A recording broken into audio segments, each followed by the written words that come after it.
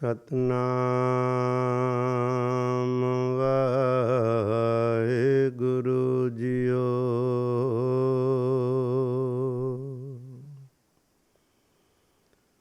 ਹਮ ਕਿਆ ਗੁਣ ਤੇਰੇ ਵਿਥਰੈ ਸੁਆਮੀ। ਤੂੰ ਅਪਰ ਅਪਾਰੋ ਰਾਮ ਰਾਜੇ। ਹਰ ਨਾਮ ਸਲਾਹੈ ਦਿਨ ਰਾਤ। ਏਹ ਆਸ ਆਧਾਰੋ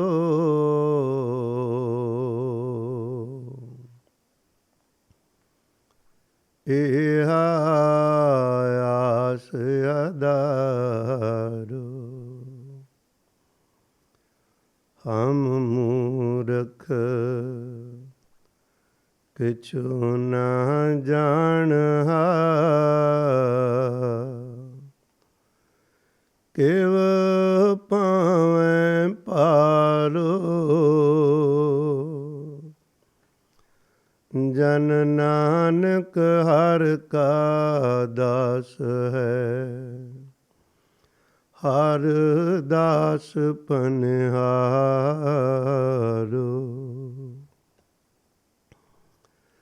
ਜਨ ਨਾਨਕ ਹਰਿ ਕਾ ਦਾਸ ਹੈ। ਹਰ ਦਾਸ ਪਨਿਹਾਰੋ।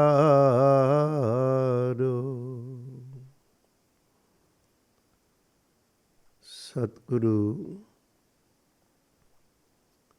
ਧੰਨ ਧੰਨ ਸ੍ਰੀ ਗੁਰੂ ਗ੍ਰੰਥ ਸਾਹਿਬ ਮਹਾਰਾਜ ਜੀਆਂ ਦੇ ਮਹਾਨ ਪਵਿੱਤਰ ਚਰਨਾਂ ਵਿੱਚ ਬੜੇ ਪਿਆਰ ਅਦਬ ਨਾਲ ਸਿਜਦਾ ਕਰਦੇ ਹੋਏ ਸਤਿਗੁਰੂ ਜੀ ਕੀ ਬਖਸ਼ੀ ਹੋਈ ਫਤਿਹ ਦੀ ਸਾਂਝ ਪਾ ਕੇ ਵਿਚਾਰ ਪ੍ਰਾਰੰਭ ਕਰੀਏ। ਫਤਿਹ ਬੁਲਾਓ, ਅਦਬ ਨਾਲ ਆਖੋ ਜੀ ਵਾਹਿਗੁਰੂ ਜੀ ਕਾ ਖਾਲਸਾ ਵਾਹਿਗੁਰੂ ਜੀ ਕੀ ਫਤਿਹ। ਅਤੀ ਸਤਿਕਾਰਯੋਗ ਸੰਤ ਬਾਬਾ ਵਰਿਆਮ ਸਿੰਘ ਜੀ ਰਤਵਾੜਾ ਸਾਹਿਬ ਵਾਲਿਆਂ ਦੇ ਜੀਵਨ ਸੰਬੰਧੀ ਥੋੜ੍ਹੇ ਜਿਹੇ ਕੁਝ ਬਚਨ ਵਿਚਾਰ ਰਹੇ ਸਾਂ। ਇੱਕ ਹਿੱਸੇ ਅੰਦਰ ਕਿਵੇਂ ਨਿਰੰਕਾਰ ਕਈ ਜਨਮਾਂ ਦੀ ਭਗਤੀ ਤੋਂ ਬਾਅਦ ਇਸ ਜਨਮ ਵਿੱਚ ਆ ਕੇ ਆਪਣੇ ਘਰ ਦੀ ਸੇਵਾ ਲੈਂਦੇ ਹਨ। ਇਸ ਜਨਮ ਵਿੱਚ ਆ ਕੇ ਵੀ ਕਿਵੇਂ ਗੁਰੂ ਕੇ ਪਿਆਰਿਓ ਸੰਤ ਬਾਬਾ ਈਸ਼ਰ ਸਿੰਘ ਜੀ ਰਾੜਾ ਸਾਹਿਬ ਵਾਲਿਆਂ ਨੇ ਜਦੋਂ ਪੁੱਛਿਆ ਬੇਟਾ ਨਾਮ ਕੀ, ਤੇ ਕਿੰਨਾ ਧੁਰ ਅੰਦਰ ਚਲੇ ਗਏ ਹਨ। ਉਹ ਇਹ ਨਹੀਂ ਵੀ ਜਾਣ ਬੁੱਝ ਕੇ ਸ਼ੋਅ ਕਰਨਾ ਕੁਝ ਚਾਹੁੰਦੇ ਨੇ ਵੀ ਦੱਸੀਏ ਕਿਸੇ ਨੂੰ ਪਤਾ ਲੱਗ ਜਾਏ ਮੈਨੂੰ ਪਿਛਲੇ ਜਨਮ ਦੀ ਸੋਝੀ ਨਹੀਂ। ਇਹ ਗੱਲਾਂ ਖੋਮੇ ਚੁੱਕ ਹੁੰਦੀਆਂ ਨੇ। ਜਿਨ੍ਹਾਂ 'ਤੇ ਕਲਾ ਵਰਤਦੀ ਉਹਨਾਂ ਦਾ ਸੁਰਤੀ ਦੀ ਹਾਲਤ ਹੀ ਸਤਿਗੁਰੂ ਕੁਝ ਇਹੋ ਜਿਹੀ ਬਣਾ ਦਿੰਦੇ। ਉਹਨਾਂ ਸਾਹਮਣੇ ਦੁਨੀਆ ਕੋਈ ਚੀਜ਼ ਨਹੀਂ, ਨਾ ਮਾੜਾ ਨਾ ਚੰਗਾ। ਉਹ ਕੇਵਲ ਤੇ ਕੇਵਲ ਆਪਣੇ ਪਿਆਰੇ ਦੀ ਯਾਦ ਵਿੱਚ ਲੀਨ ਹੁੰਦੇ ਨੇ। ਇਹਨਾਂ ਧੁਰ ਡੂੰਘਾ ਚਲੇ ਜਾ ਚੁੱਕੇ ਸਨ ਜਿੱਥੇ ਜਾ ਕੇ ਬੋਲਣਾ ਔਖਾ ਸੀ। ਪਰ ਜਦੋਂ ਦੱਸਿਆ ਵੀ ਕਿਹੜੇ ਜਨਮ ਦਾ ਤੇ ਪਰਮਾਤਮਾ ਦੀ ਅੰਸ਼ਾਂ ਕਿਵੇਂ ਖੁਸ਼ ਹੋ ਕੇ ਵਰ ਦਿੱਤੇ ਸਨ ਵੀ ਇੱਕ ਛਾਲ ਬਾਕੀ ਮਾਰਨੀ ਰਹਿ ਗਈ। ਉਹ ਛਾਲ ਵੱਜਦੀ ਪਈ ਹੈ। ਆਪਾਂ ਵਿਚਾਰ ਕੀਤੀ ਸੀ ਪਿਛਲੇ ਹਿੱਸੇ ਅੰਦਰ ਵੀ ਜਦੋਂ ਬਾਬਾ ਜੀ ਖੁਰੀ ਨੌਕਰੀ ਦੀ ਤਲਾਸ਼ ਅੰਦਰ ਸਿੰਧ ਦੇ ਇਲਾਕੇ ਵਿੱਚ ਨਵਾਬਸ਼ਾਹ ਸ਼ਹਿਰ ਪਹੁੰਚਦੇ ਹਨ। ਪੁਲਿਸ ਦੀ ਭਰਤੀ ਹੋ ਰਹੀ ਸੀ, ਪਰ ਇਹਨਾਂ ਨੂੰ ਸਮਾਧੀ ਵਿੱਚ ਸਾਰਾ ਦਿਨ ਵੇਖ ਕੇ ਅੰਗਰੇਜ਼ ਅਫਸਰ ਨੇ ਕਿਹਾ ਸੀ ਤੁਸੀਂ ਇੱਥੇ ਨਹੀਂ ਨੌਕਰੀ ਕਰ ਸਕਦੇ, ਤੁਹਾਡੇ ਸੁਭਾਅ ਮੁਤਾਬਕ ਤੁਹਾਨੂੰ ਫੌਜ ਵਿੱਚ ਹੀ ਨੌਕਰੀ ਕਰਨੀ ਚਾਹੀਦੀ, ਇੱਥੇ ਨਹੀਂ। ਗੁਰਦੁਆਰਾ ਸਾਹਿਬ ਚਲੇ ਗਏ। ਉੱਥੇ ਰੋਜ਼ ਸੰਗਤਾਂ ਨਾਲ ਜੁੜਦੇ ਨੇ, ਕਮਰਾ ਵੱਖਰਾ ਕਿਰਾਏ 'ਤੇ ਲੈ ਲਿਆ। ਆਪਾਂ ਗੱਲ ਛੱਡੀ ਸੀ ਭਈ ਜਦੋਂ ਕੁਛ ਦਿਨ ਗੁਜ਼ਰ ਗਏ ਹਨ, ਭੁੱਲ ਹੀ ਗਿਆ ਪਿਛਲਾ ਕੋਈ ਪਰਿਵਾਰ ਹੈ ਜਾਂ ਅਸੀਂ ਨੌਕਰੀ ਦੀ ਤਲਾਸ਼ ਵਿੱਚ ਆਏ ਹਾਂ। ਨਹੀਂ, ਬਸ ਆਪਣੇ ਪਿਆਰੇ ਦੀ ਆਨੰਦ ਵਿੱਚ ਘੜੀ ਮੁੜੀ ਖਿੱਚ ਪੈਂਦੀ। ਜਿਵੇਂ ਮਨ ਦਾ ਸੁਭਾਅ ਹੈ ਨਾ, ਇਹ ਕਿਧਰੇ ਵੀ ਜਾਵੇ ਤੇ ਇਹਦੀ ਖਿੱਚ ਪੈਸੇ ਵੱਲ ਹੁੰਦੀ ਏ। ਈਵਨ ਗੁਰੂ ਘਰ ਵੀ ਜਾਵੇ, ਪਾਠ ਵੀ ਕਰੇ, ਅੰਦਰ ਖਿੱਚ ਪੈਂਦੀ ਏ ਵੀ ਉਧਰ ਕਿਸੇ ਨਾ ਕਿਸੇ ਤਰੀਕੇ ਕਾਰਜ ਬਣੇ। ਜਦੋਂ ਕੋਈ ਮਾਇਆ ਦੀ ਖੇਡ ਪਤਾ ਲੱਗੇ, ਇੱਕਦਮ ਬੰਦਾ ਉਹਨੂੰ ਪਹਿਲ ਦਿੰਦਾ ਹੈ। ਬਿਲਕੁਲ ਇਸੇ ਤਰ੍ਹਾਂ ਜਿਨ੍ਹਾਂ ਦਾ ਸਤਿਗੁਰੂ ਨਾਲ ਪਿਆਰ ਹੁੰਦਾ ਹੈ, ਉਹ ਆਨੇ ਬਖਾਨੇ ਇੱਕਦਮ ਸਤਿਗੁਰੂ ਜੀ ਦੇ ਚਰਨਾਂ ਨਾਲ ਜੁੜਨ ਨੂੰ ਪਹਿਲ ਦਿੰਦੇ ਹਨ, ਖਿੱਚ ਪੈਂਦੀ। ਅੰਦਰ ਫੁਰਨਾ ਆਇਆ ਨਿਰੰਕਾਰ, ਰਿਜ਼ਕ ਤਾ ਤੂੰ ਦੇਣਾ ਖੈ। ਮੈਂ ਰੋਜ਼ ਹੀ ਦੇਖੋ ਜਾਣਾ, ਪ੍ਰਸ਼ਾਦ ਪਾਣੀ ਛਕਦਾ, ਕਿੰਨਾ ਸਮਾਂ ਲਾਣਾ, ਤੇਰੀ ਰਜ਼ਾ ਮੇਰਾ ਕੰਮ ਹੈ, ਮੈਨੂੰ ਨਾਮ ਭੋਜਨ ਚਾਹੀਦਾ, ਛਕਣ ਦਿਓ। 4 ਦਿਨ ਗੁਜ਼ਰੇ ਸਨ ਤੇ ਜਦੋਂ ਬੈਠੇ ਨੇ, ਕੋਈ ਅੰਦਰ ਫੁਰਨਾ ਨਹੀਂ ਵੀ ਭੁੱਖੇ ਆ ਜਾਂ ਪਿਆਸੇ ਆ, ਜਾਂ ਕੋਈ ਅੰਦਰ ਪਈ ਖੁਰੇ ਨਿਰੰਕਾਰ ਭੇਜੇਗਾ ਕਿ ਨਹੀਂ। ਜੇ ਅੰਦਰ ਹੀ ਖਿਆਲ ਖੋਣੇ ਦਾ ਮਤਲਬ ਸੁਰਤੀ ਭੋਜਨ ਵਿੱਚ ਖੈ ਨਹੀਂ, ਸੁਰਤੀ ਹੈ ਹੀ ਨਹੀਂ, ਕੇਵਲ ਸੁਰਤੀ ਨਿਰੰਕਾਰ ਵਾਲੇ। ਇਹੀ ਕਹਾਣੀ ਬਣਾਉਣੀ ਔਖੀ ਹੈ। ਪੂਰਾ ਧਿਆਨ ਇੱਕ ਪਾਸੇ ਜਦੋਂ ਚਲਾ ਗਿਆ ਤੇ ਨਿਰੰਕਾਰ ਫਿਰ ਉਦੋਂ ਹੀ ਵਰਤਦਾ ਹੈ। ਇੱਕ ਮਾਈ ਦਰਵਾਜ਼ਾ ਖੜਕਾਉਂਦੀ, ਛੇਤੀ ਨਾਲ ਦਰਵਾਜ਼ਾ ਖੋਲ੍ਹਿਆ ਤੇ ਮਾਈ ਦੇ ਖਾਚ ਵਿੱਚ ਇੱਕ ਪ੍ਰਸ਼ਾਦਾ, ਉਹਦੇ ਉੱਪਰ ਥੋੜ੍ਹਾ ਸਾਗ ਰੱਖਿਆ। ਕਹਿਣ ਲੱਗੀ, ਪੁੱਤਰ ਛੇਤੀ ਛਕ। ਬਾਬਾ ਜੀ ਇੱਕਦਮ ਵੈਰਾਗ ਵਿੱਚ ਆ ਕੇ ਕਹਿਣ ਲੱਗੇ, ਸਤਿਗੁਰੂ ਤੇਰਾ ਸ਼ੁਕਰ, ਤੈਨੂੰ ਕਿੰਨਾ ਫਿਕਰ ਏ। ਮਾਂ ਕਿਵੇਂ ਜਿਵੇਂ ਆਪਣੇ ਬੱਚੇ ਲਈ ਕੋਈ ਛੇਤੀ ਕਰਦੀ, ਪੁੱਤ ਨੂੰ ਭੁੱਖ ਲੱਗੀ ਖਵਾਉਣੀ ਹੈ, ਉਸ ਤਰ੍ਹਾਂ ਦਿੱਤਾ ਪ੍ਰਸ਼ਾਦਾ। ਨਾ ਹੀ ਨਹੀਂ ਕੋਈ ਪਕੜ ਲਿਆ, ਛਕ ਰਹੇ ਸਾਂ। ਕਹਿੰਦੀ ਮੈਂ ਆਈ, ਦੂਜੀ ਵਾਰੀ ਉਹ ਥਾਲੀ ਵਿੱਚ ਰੱਖ ਕੇ ਕੌਲੀਆਂ ਲੈ ਕੇ ਆਈ, ਛਕਾਇਆ।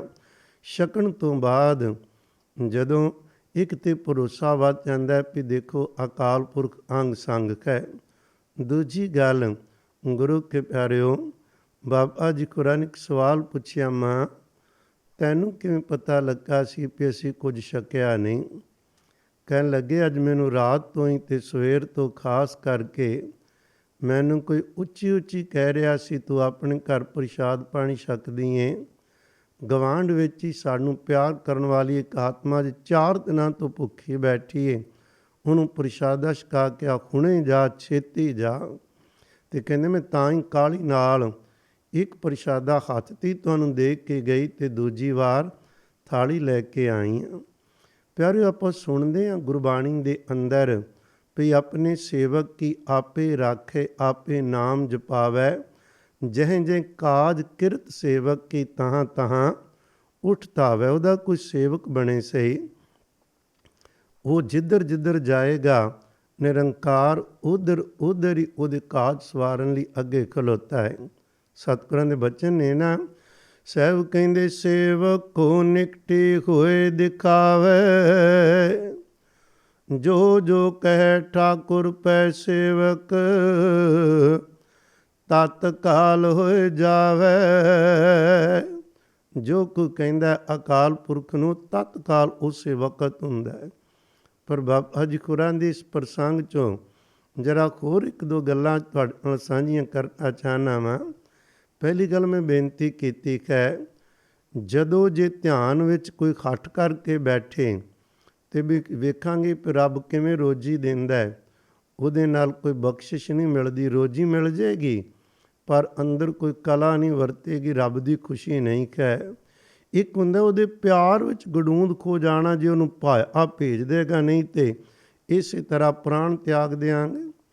ਭਗਤ ਧੰਨਾ ਜੀ ਦਾ ਕੋਈ ਦੂਜਾ ਖਿਆਲ ਹੀ ਨਹੀਂ ਸੀ ਵੀ ਪਰਮਾਤਮਾ ਨਹੀਂ ਪ੍ਰਗਟ ਹੋਏਗਾ। ਭਗਤ ਨਾਮਦੇਵ ਦੇ ਅੰਦਰ ਕੋਈ ਦੂਜਾ ਖਿਆਲ ਹੀ ਨਹੀਂ ਵੀ ਪਰਮਾਤਮਾ ਦੁੱਧ ਨਹੀਂ ਪੀਵੇਗਾ। ਉਹ ਭੋਲਾ ਭਾਵ ਤੇ ਪੂਰਾ ਵਿਸ਼ਵਾਸ। ਤੇ ਜੇਕਰ ਕੋਈ ਅੰਦਰ ਇਹ ਕਵੇ ਵੀ ਵੇਖੀਏ ਭਲਾ ਰੱਬ ਭੇਜਦਾ ਕਿ ਨਹੀਂ, ਰੱਬ ਦਾ ਕੀ ਵੇਖਣਾ, ਪਲ ਪਲ ਤੇਰੇ ਕੋਲ ਵਰਤਦਾ, ਆਪਾਂ ਵੇਖਦੇ ਹਾਂ ਹੱਥ ਕਿਹਦੇ ਚਲਾਏ ਚੱਲ ਰਹੇ ਹਨ। ਆ ਬੋਲ ਕੌਣ ਰਿਹਾ ਹੈ, ਸੁਣ ਕਿਹੜੀ ਚੀਜ਼ ਰਹੀ ਹੈ, ਦੇਖ ਕਿਹੜੀ ਚੀਜ਼ ਰਹੀ, ਆਪਾਂ ਨੂੰ ਤਾਂ ਨਹੀਂ ਨਾ ਪਤਾ। ਪਰਮਾਤਮਾ ਬੋਲ ਦੇਖ ਰਿਹਾ, ਸਭ ਕੁਛ ਕਰ ਕਰਾ ਰਿਹਾ ਹੈ। ਗੁਰੂ ਕੇ ਪਿਆਰਿਓ, ਪਰ ਜੇਕਰ ਧਿਆਨ ਖੋਵੇ ਇੱਧਰ ਵੀ ਵੇਖੀਏ ਵੀ ਪ੍ਰਸ਼ਾਦਾ ਕਦੋਂ ਹੁੰਦਾ, ਫਿਰ ਕੁਛ ਨਹੀਂ ਖਾਣਾ। ਸੇਵਾ ਪੰਥੀ ਮਹਾਂਪੁਰਖ ਸੀਗੇ ਤੇ ਉਹਨਾਂ ਨੇ ਨਾ ਇੱਕ ਦਿਨ ਭਜਨ ਬੰਦਗੀ ਵਾਲੇ ਸਨ ਕਿਉਂਕਿ ਫੁਰਨੇ ਰੁਕਦੀ ਨਾ ਛੇਤੀ। ਅੰਦਰ ਇੱਕ ਦਿਨ ਫੁਰਨਾ ਆ ਗਿਆ, ਭਈ ਕਹਿੰਦੇ ਵੀ ਪਰਮਾਤਮਾ ਆਪੇ ਰੋਜ਼ੀ ਦਿੰਦਾ ਹੈ, ਆਪਾਂ ਹੁਣ ਕੋਈ ਰਿਜ਼ਕ ਲਈ ਕੰਮ ਨਹੀਂ ਕਰਨਾ। ਜੰਗਲ 'ਚ ਚੱਲਦੇ ਹਾਂ, ਇਕੱਲੇ 'ਚ ਬਹਿ ਗਏ, ਇੱਥੇ ਭਲਾ ਕਿਵੇਂ ਪਰਮਾਤਮਾ ਰੋਜ਼ੀ ਲਿਆਏਗਾ। ਉਹਦਾ ਕੌਤਕ ਦੇਖਣਾ ਚਾਹੁੰਦੇ ਆ। ਇਹ ਬੈਠੇ ਸੀ ਸਮਾਧੀ ਅੰਦਰ, ਰੱਬ ਨੇ ਬਿਧ ਬਣਾਈ। ਕੋਈ ਬਰਾਤ ਲੰਘ ਰਹੀ ਸੀ ਅਤੇ ਰਾਹ ਭੁੱਲ ਗਈ, ਅਤੇ ਉਹ ਜਿੱਧਰੇ ਬੈਠੇ ਸੀ ਉਹਦੇ ਕੋਲੋਂ ਲੰਘ ਗਏ। ਅਤੇ ਉਦੋਂ ਜਿਵੇਂ ਸਮਾਂ ਹੁੰਦਾ ਸੀ, ਬਰਾਤਾਂ ਦੂਰੋਂ ਜੇ ਆਉਣੀਆਂ ਅਤੇ ਰਸਤੇ 'ਚ ਵੀ ਰਹਿਣਾ। ਅਗਲੇ ਪਰਿਵਾਰ ਦੇ ਘਰ ਵੀ 2-2 4-4 ਰਾਤਾਂ ਰਹਿੰਦੇ ਸਨ। ਸਬਰ ਸੰਤੋਖ ਵੀ ਸੀ, ਕੋਈ ਇੰਨੀ ਜ਼ਿਆਦੀਆਂ ਇੱਛਾਵਾਂ ਵੀ ਨਹੀਂ ਸਨ ਹੁੰਦੀਆਂ। ਖੈਰ, ਉਹਨਾਂ ਨੇ ਜਦੋਂ ਉੱਥੇ ਡੇਰੇ ਲਾਏ, ਉਹਨਾਂ ਨੇ ਛਕਣ ਦਾ ਪ੍ਰਬੰਧ ਕੀਤਾ। ਕਹਿਣ ਲੱਗੇ ਕੋਈ ਮਹਾਤਮਾ ਬੈਠਾ ਹੈ, ਇਹ ਵਿਚਾਰਾ ਖੁਰੇ ਮਹਾਤਮਾ ਹੈ, ਕੋਈ ਭੁੱਖਾ ਆਦਮੀ, ਇਹਨੂੰ ਪ੍ਰਸ਼ਾਦਾ ਦਿਓ। ਉਹਨਾਂ ਨੇ ਜਦੋਂ ਜੋ ਤਿਆਰ ਕੀਤਾ ਸੀ ਲੈ ਕੇ ਗਏ। ਇਹ ਸਮਾਧੀ ਵਿੱਚ ਸਨ ਪੂਰੇ। ਇਹਨਾਂ ਨੇ ਜਦੋਂ ਇਹਨਾਂ ਨੂੰ ਆਵਾਜ਼ ਮਾਰੀ, ਬੋਲੇ ਨਹੀਂ। ਉਹਨਾਂ ਨੇ ਪਕੜਿਆ, ਖਿਲਾਇਆ, ਆਨੰਦ ਵਿੱਚ ਸਨ, ਖਿੱਲੇ ਨਹੀਂ। ਅਤੇ ਜਦੋਂ ਉਹਨਾਂ ਨੇ ਉਹਨਾਂ ਨੂੰ ਕੀ ਪਤਾ ਸੀ ਕੌਣ ਹੈ, ਉਹਨਾਂ ਮੂੰਹ ਦੇ ਨੇੜੇ ਕੀਤਾ, ਮੂੰਹ ਨਹੀਂ ਖੋਲ੍ਹਿਆ। ਉਹਨੇ ਕਹਿੰਦੇ ਦੰਦਨ ਪਈ ਹੋਈ ਹੈ। ਉਹ ਨਹੀਂ ਸੀ ਜਾਣਦੇ ਦੰਦਨ ਨਹੀਂ, ਇਹ ਤਾਂ ਉਹਦਾ ਪਿਆਰ ਹੈ। ਜਦੋਂ ਮੂੰਹ ਧੱਕੇ ਨਾਲ ਦੰਦਨ ਸਮਝ ਕੇ ਕੋਈ ਚੀਜ਼ ਪਾ ਕੇ ਖੋਲ੍ਹਣ ਲੱਗੇ, ਇੱਕ ਦੰਦ ਵੀ ਟੁੱਟ ਗਿਆ ਜਾਂ ਟੁੱਟਣ ਵਾਲਾ ਸੀ, ਲਹੂ ਨਿਕਲਿਆ। ਖੋਲ੍ਹ ਕੇ ਇੱਕਦਮ ਕਹਿੰਦੇ ਵਾਹ, ਪ੍ਰਸ਼ਾਦਾ ਛਕਿਆ ਅਤੇ ਹੱਸਦੇ ਕਹਿੰਦੇ ਲੈ, ਨਿਰੰਕਾਰ ਨਾਲ ਆਡਾ ਲਾ ਕੇ ਵੇਖ, ਦੰਦ ਬਣਾ ਲੈਣੇ ਸਾਨੀ। ਆਇਆ ਨਾ ਲੈ ਕੇ ਮਗਰ ਰੋਜੀ, ਉਹ ਰੋਜੀ ਦਿੱਤੀ ਹੈ ਅਤੇ ਤੂੰ ਅੱਗੋਂ ਖਾਣ ਤੋਂ ਅੱਗੋਂ ਪ੍ਰਵਾਨ ਨਹੀਂ ਕੀਤਾ, ਕਹਿੰਦਾ ਤੇਰੇ ਦੰਦ ਤੋੜ ਕੇ ਵੀ ਤੈਨੂੰ ਦਿਆਂਗੇ। ਅਤੇ ਪਿਆਰਿਓ, ਮੇਰੇ ਕਹਿਣ ਤੋਂ ਮੁਰਾਦ ਸੀ ਭਈ ਉਹ ਰੋਜੀ ਤੇ ਦਿੰਦਾ ਹੈ, ਪਰ ਸਾਨੂੰ ਇਹਨਾਂ ਚੱਕਰਾਂ 'ਚ ਨਹੀਂ ਪੈਣਾ। 'ਚ ਸਾਨੂੰ ਹੁਕਮ ਹੈ ਕਿਰਤ ਕਰਨ ਦਾ। ਇਹ ਇੱਕ ਵੱਖਰੀ ਸਟੇਜ ਹੈ ਮੇਰੇ ਕਹਿਣ ਤੋਂ ਮੁਰਾਦ। ਜਦੋਂ ਉਹਦੇ ਨਾਲ ਪਿਆਰ ਪੈਂਦਾ ਹੈ ਅਤੇ ਉਹਨੂੰ ਰੋਜੀ ਦੀ ਚਿੰਤਾ ਨਹੀਂ ਹੁੰਦੀ। ਰੋਜੀ ਦਾ ਪ੍ਰਬੰਧ ਨਿਰੰਕਾਰ ਆਪਣੇ ਆਪ ਕਰਦਾ। ਤੁਸੀਂ ਵੇਖੋਗੇ ਲਗਭਗ ਜਿਹੜੇ ਉੱਚ ਕੋਟੀ ਦੀਆਂ ਆਤਮਾਵਾਂ ਹੋਈਆਂ ਨੇ, ਉਹਨਾਂ ਦਾ ਕਿਵੇਂ ਸਬੱਬ ਬਣਿਆ। ਇਸੇ ਤਰ੍ਹਾਂ ਰੋਟੀ ਦੀ, ਪ੍ਰਸ਼ਾਦ ਪਾਣੀ ਦੇ ਵੱਲ ਬਿਲਕੁਲ ਸੋਚਿਆ ਹੀ ਨਹੀਂ। ਬਾਬਾ ਈਸ਼ਰ ਸਿੰਘ ਜੀ ਅਤੇ ਬਾਬਾ ਕਿਸ਼ਨ ਸਿੰਘ ਜੀ ਵੀ ਜਦੋਂ ਆਏ ਨੇ ਚਰਾੜਾ ਸਾਹਿਬ, ਅਤੇ ਉਦੋਂ ਪਹਿਲਾਂ ਬਹਿ ਗਏ ਨੇ ਝੜੀ ਵਿੱਚ ਆ ਕੇ, ਅਤੇ 4 ਕੁ ਦਿਨ ਲੰਘੇ ਸਨ, ਕੁਝ ਨਹੀਂ ਸੀ ਛਕਿਆ। ਫਿਰ ਇੱਕਦਮ ਰੱਬ ਵਰਤਿਆ ਅਤੇ ਕਹਾਣੀ ਸ਼ੁਰੂ ਹੋਈ ਸੀ। ਖੈਰ, ਗੱਲ ਕਰਦੇ ਸਾਂ ਬਾਬਾ ਵਰਿਆਮ ਸਿੰਘ ਸਾਹਿਬ ਜੀ ਖੁਰਾਂ ਦੀ, ਭਈ ਪ੍ਰਸ਼ਾਦਾ ਛਕਿਆ, ਸ਼ੁਕਰ ਵਿੱਚ ਜੁੜੇ, ਬਹੁਤ ਬੈਰਾਗ ਵਿੱਚ ਹੈ, ਪਰ ਨਾਲ ਹੀ ਆਇਆ ਕਿ ਨਿਰੰਕਾਰ, ਕਿਧਰੇ ਤੁਹਾਡੀ ਸ਼ਕਤੀਆਂ ਦਾ ਤੇ ਦਰਸ਼ਨ ਕਰ ਲਿਆ ਹੈ, ਕਿਧਰੇ ਮਨ ਇੱਧਰ ਹੀ ਨਾ ਤੁਰ ਪਵੇ। ਅਜੇ 2 ਦਿਨ ਲੰਘੇ, ਇੱਕ ਹੋਰ ਪਰਿਵਾਰ ਆਇਆ। 2-4 ਦਿਨ ਲੰਘੇ, ਇੱਕ ਬਹੁਤ ਅਮੀਰ ਪਰਿਵਾਰ ਸੀ, ਅਤੇ ਉਹ ਆ ਕੇ ਬੇਨਤੀ ਕਰਦੇ, ਕਹਿੰਦੇ ਤੁਸੀਂ ਇੱਥੇ ਨਹੀਂ ਰਹਿਣਾ। ਇੰਨੇ ਸੋਹਣੇ ਸਾਨੂੰ ਬਚਨ ਗੁਰੂ ਘਰ ਸੁਣਾਉਂਦੇ ਹੋ, ਇੱਕਦਮ ਅਲੋਪ ਹੋ ਜਾਂਦੇ ਹੋ। ਸਾਨੂੰ ਰੱਬ ਦਾ ਦਿੱਤਾ ਬਹੁਤ ਕੁਛ, ਤੁਸੀਂ ਬੰਦਗੀ ਕਰਨੀ ਦਿਨ ਰਾਤ ਕਰੋ, ਪਰ ਸਾਡੇ ਘਰ ਰਹੋ। ਬਾਬਾ ਜੀ ਦੇ ਸਾਹਮਣੇ ਕਹਿੰਦੇ 2 ਸਵਾਲ ਸੀ। ਕਿਧਰੇ ਮਾਇਆ ਤੇ ਨਹੀਂ ਸਾਨੂੰ ਖਿੱਚ ਕੇ ਨਾਮ ਨਾਲੋਂ ਤੋੜ ਕੇ ਆਪਣੀ ਕਲਾ ਵਰਤਾ ਰਹੀ, ਕਿ ਨਿਰੰਕਾਰ ਦਾ ਹੁਕਮ ਹੈ ਉੱਥੇ ਕੁਝ ਸਮਾਂ ਜਾਣ ਦਾ। ਬਹੁਤ ਔਖਾ ਹੁੰਦਾ ਇਹਨਾਂ ਗੱਲਾਂ ਨੂੰ ਵਿਚਾਰਨਾ। ਮਾਇਆ ਵੀ ਦਾਲ ਆ ਸਕਦੀ ਹੈ, ਰੱਬ ਦਾ ਹੁਕਮ ਵੀ ਹੋ ਸਕਦਾ ਹੈ। ਹੁਕਮ ਹੋਇਆ ਜੇ ਨਾ ਮੰਨਿਆ ਤੇ ਤਾਂ ਵੀ ਗੁਨਾਹਗਾਰ, ਅਤੇ ਜੇ ਮਾਇਆ ਛਲ ਕੇ ਲੈ ਗਈ ਤੇ ਤਾਂ ਵੀ ਆਪਣੇ ਰਸਤੇ ਤੋਂ ਛਿੜਕ ਗਏ। ਤਾਂ ਹੀ ਗੁਰੂ ਕੇ ਪਿਆਰਿਓ, ਮਹਾਂਪੁਰਖਾਂ ਨੇ ਇੱਕ ਬਚਨ ਪੜ੍ਹਿਆ ਸੀ। ਉਹ ਕਹਿੰਦੇ ਕਹਾਣੀ ਬੜੀ ਡੂੰਘੀ ਸੱਜਣਾ ਵੇ ਕੀਤੇ, ਐਵੇਂ ਨਾ ਸਮਝ ਲਵੀਂ। ਕਹਾਣੀ ਬੜੀ ਡੂੰਘੀ ਸੱਜਣਾ ਵੇ ਕੀਤੇ, ਐਵੇਂ ਨਾ ਸਮਝ ਲਵੀਂ। ਪੈਰ ਪੈਰ ਤੇ ਨੇ ਮਨ ਦੀਆਂ ਚਾਲਾਂ, ਕਿਤੇ ਉਹਦੀ ਨਾ ਸਮਝ ਲਵੀਂ। ਕਹਿੰਦੇ ਪੈਰ ਪੈਰ ਤੇ ਇਹ ਮਨ ਮਾਇਆ ਆਪਣੀਆਂ ਚਾਲਾਂ ਚੱਲਦੀ ਹੈ, ਕਿਧਰੇ ਉਹਦਾ ਹੁਕਮ ਨਾ ਸਮਝੀ। ਅਤੇ ਜੇ ਉਹਦਾ ਹੁਕਮ ਹੋਇਆ ਤੇ ਕਿਧਰੇ ਟਾਲ ਨਾ ਬੈਠੀ। ਪਿਆਰਿਓ, ਤਾਂ ਹੀ ਸਤਿਗੁਰੂ ਜੀ ਕਹਿੰਦੇ ਰੱਖ ਰੱਖ ਚਰਨ ਤਰੇ ਭਉ। ਇੱਥੇ ਕੀ ਹੈ? ਭਉ ਵਿੱਚ, ਡਰ ਵਿੱਚ ਆ ਕੇ ਹਰ ਕਦਮ ਪੁੱਟਣਾ। ਨਿਰੰਕਾਰ ਦਾ ਡਰ ਪੈ, ਉਹਦੇ ਤੋਂ ਬਗੈਰ ਨਹੀਂ ਇਸ ਰਸਤੇ 'ਤੇ ਤੁਰਿਆ ਜਾ ਸਕਦਾ। ਪਿਆਰੇ ਭਾਈ ਨੰਦ ਲਾਲ ਸਾਹਿਬ ਦਾ ਬਚਨ ਨੇ ਨਾ, ਉਹ ਤਾਂ ਕਹਿੰਦੇ ਨੇ ਹਰਦਮ ਰੱਖੋ ਅਦਬ ਸਾਈਂ ਦਾ, ਤਬ ਕੀ ਨੇਚੇ ਤਰਨਾ। ਉਹਦਾ ਭੈ, ਉਹਦਾ ਡਰ ਅਦਬ ਹੋਵੇ। ਤੋ ਖੈਰ ਜਦੋਂ ਉਹਨਾਂ ਨੇ ਬੇਨਤੀ ਕੀਤੀ ਬਹੁਤ ਵਾਰੀ, ਕਹਿੰਦੇ ਅੱਛਾ ਨਿਰੰਕਾਰ, ਤੁਹਾਡੀ ਰਜਾ ਸਮਝ ਕੇ ਚੱਲਿਆ, ਤੁਸੀਂ ਆਪ ਰੱਖਿਆ ਕਰਨੀ। ਚਲੇ ਗਏ। ਕਹਿਣ ਲੱਗੇ ਸਾਡੀਆਂ ਕੁਝ ਸ਼ਰਤਾਂ ਨੇ। ਇੱਕ ਤਾਂ ਸਾਨੂੰ ਇੱਕ ਵੱਖਰਾ ਕਮਰਾ ਚਾਹੀਦਾ ਜਿਹਦੇ 'ਚ ਕੋਈ ਕਦੇ ਨਹੀਂ ਆਏਗਾ। ਕਹਿੰਦੇ ਮਹਾਰਾਜ ਦੀ ਕਿਰਪਾ ਨਾਲ ਕਮਰਾ ਵੱਖਰਾ ਹੋਏਗਾ, ਬੂਹਾ ਬਾਹਰ ਨੂੰ ਹੋਏਗਾ। ਦੂਜਾ, ਸਾਡੇ ਕਮਰੇ 'ਚ ਕੋਈ ਬੇਬਾ, ਕੋਈ ਧੀ ਭੈਣ ਬੱਚੀ ਨਹੀਂ ਆਏਗੀ। ਕਹਿੰਦੇ ਠੀਕ ਆ, ਨਹੀਂ ਆਏਗੀ। ਤੀਜਾ, ਇਹਦੇ ਨਾਲ ਇਹ ਚੇਤਾ ਰੱਖਣਾ, ਰੋਜ਼ ਮੂੰਗੀ ਦੀ ਦਾਲ ਅਤੇ ਕੇਵਲ ਇੱਕ ਪ੍ਰਸ਼ਾਦਾ ਸਾਨੂੰ ਚਾਹੀਦਾ। ਕਹਿੰਦੇ ਸੁਣ ਲਵੋ, ਜੇਕਰ ਪ੍ਰਸ਼ਾਦੇ 1 ਤੋਂ 2 ਆ ਗਏ ਜਾਂ ਦਾਲ ਨਾਲ ਸਬਜ਼ੀਆਂ ਕੋਈ ਹੋਰ ਪਕਵਾਨ ਹੋਇਆ, ਅਸੀਂ ਬਗੈਰ ਪੁੱਛੇ ਚਲੇ ਜਾਣਾ। ਚੌਥਾ ਬਚਨ ਇਹ ਹੈ ਵੀ ਸਾਡੇ ਬਾਰੇ ਕਿਸੇ ਨੂੰ ਦੱਸਣਾ ਨਹੀਂ, ਕਿਉਂਕਿ ਅਸੀਂ ਲੋਕਾਂ ਤੋਂ ਕੋਈ ਵਾਹ ਕਰਾਉਣ ਲਈ ਤੇ ਇੱਧਰ ਤੁਰੇ ਨਹੀਂ। ਅਸੀਂ ਤੇ ਖੁਦ ਉਹਦੀ ਵਾਹ ਕਰਨੀ ਹੈ। ਆਪਾਂ ਕੀ ਬਣਨਾ ਹੈ? ਜੋ ਬਣਿਆ ਧੰਨ ਗੁਰੂ ਨਾਨਕ ਸਾਹਿਬ ਪਾਤਸ਼ਾਹ ਜੀ ਉਹਦੇ ਖੋ ਜਾਣ ਆਏ। ਨਿਸ਼ਾਨਾ ਹਰ ਸਿੱਖ ਦਾ, ਹਰ ਮਨੁੱਖ ਦਾ ਹੈ। ਆਪ ਬਣਨਾ ਨਹੀਂ, ਮਿਟਣਾ ਹੈ। ਜੋ ਹਉਮੈ ਨੇ ਬਣਾ ਕੇ ਕੰਧ ਪਾਈ, ਢਾਹ ਕੇ ਉਹਦੇ ਚਰਨਾਂ ਵਿੱਚ ਲੀਨ ਹੋਣਾ। ਸਤਿਗੁਰਾਂ ਦੀ ਵਡਿਆਈ ਖੋ ਗਈ ਤੇ ਬਾਕੀਆਂ ਦੀ ਆਪੇ ਖੋ ਗਈ। ਜੇ ਆਪਣੀ ਵਡਿਆਈ ਕਰਾਵਾਂਗੇ, ਉਧਰ ਤੁਰਾਂਗੇ, ਪਿਆਰਿਓ 2-4 ਦਿਨਾਂ 'ਚ ਕਮਾਈ ਮੁੱਕ ਗਈ ਤੇ ਮੁੜ ਕੇ ਧੱਕੇ ਹੀ ਧੱਕੇ ਖਾਣ। ਕਾਹਦੇ ਲਈ? ਸ਼ੋਹਰਤ ਲਈ। ਕਾਹਦੇ ਲਈ? ਲੋਕਾਂ ਦੀ ਵਾਹਵਾਂ। ਇਹਨਾਂ ਚਾਰੇ ਬਚਨ ਕਹੇ ਅਸੀਂ ਮੰਨਾਂਗੇ, ਨਹੀਂ ਦੱਸਾਂਗੇ। 2 ਮਹੀਨੇ ਰਹੇ ਸਨ।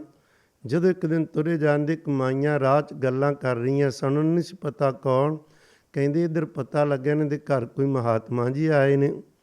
ਉਹ ਕੇਵਲ ਇੱਕ ਵਕਤ ਇੱਕ ਪ੍ਰਸ਼ਾਦਾ ਛਕਦੇ ਨੇ, ਭਜਨ ਬੰਦਗੀ ਕਰਦੇ ਨੇ, ਮਹਾਰਾਜ ਦਾ ਕਥਾ ਕੀਰਤਨ ਬਹੁਤ ਸੋਹਣਾ ਸੁਣਾਉਂਦੇ ਨੇ। ਬਾਬਾ ਜੀ ਕਹਿੰਦੇ ਵੀ ਬਾਹਰ ਪਤਾ ਲੱਗ ਗਿਆ। ਅਗਲੇ ਦਿਨ ਬਗੈਰ ਦੱਸੇ ਤੋਂ ਹੀ ਕਛਹਿਰਾ ਪਰਨਾ ਚੁੱਕਿਆ ਤੇ ਇੱਥੋਂ ਚਲੇ ਗਏ। ਪਰਿਵਾਰ ਲੱਭਦਾ ਹੀ ਰਹਿ ਗਿਆ। ਬਾਬਾ ਫਰੀਦ ਸਾਹਿਬ ਜੀ ਕਹਿੰਦੇ ਨੇ ਨਾ, ਜਿੱਧਰ ਰੱਬ ਰਜਾਏ ਵਹਿਣ ਤੇ ਦਾਊ ਗੋ ਕਰੇ। ਜਿੱਧਰ ਰੱਬ ਰਜਾਏ ਵਹਿਣ ਤੇ ਦਾਊ ਗੋ ਕਰੇ। ਦਰਿਆਵਾਂ ਦੇ ਵਹਿਣ, ਜਿੱਧਰ ਉਹਦਾ ਹੁਕਮ ਹੁੰਦਾ ਤੁਰ ਪੈਂਦੇ ਨੇ। ਤੁਰ ਪੈ, ਸਟੇਸ਼ਨ 'ਤੇ ਗਏ, ਕੋਈ ਪਤਾ ਨਹੀਂ ਸੀ ਕਿੱਥੇ ਜਾਣਾ ਹੈ। ਟਿਕਟ ਲੈਣੀ ਸੀ ਤੇ ਮੁਸ਼ਕਲ ਹੁਣ ਬਣ ਗਈ। ਟੀਟੀ ਕਹਿੰਦਾ ਦੱਸੋ ਕਿੱਥੋਂ ਦੀ ਟਿਕਟ ਦਈਏ? ਕਹਿਣ ਲੱਗੇ ਮੈਨੂੰ ਪਤਾ ਨਹੀਂ ਕਿੱਥੋਂ ਦੀ ਟਿਕਟ ਲੈਣੀ ਹੈ, ਜਿੱਥੋਂ ਦਾ ਤੇਰਾ ਜੀਅ ਕਰਤਾ ਦੇ ਦੇ। ਪੈਸੇ ਫੜੇ ਨੇ, ਪੈਸੇ ਲਵੋ ਤੇ ਟਿਕਟ ਦਿਓ। ਉਹ ਸਿੰਧੀ ਸੀ ਟੀਟੀ।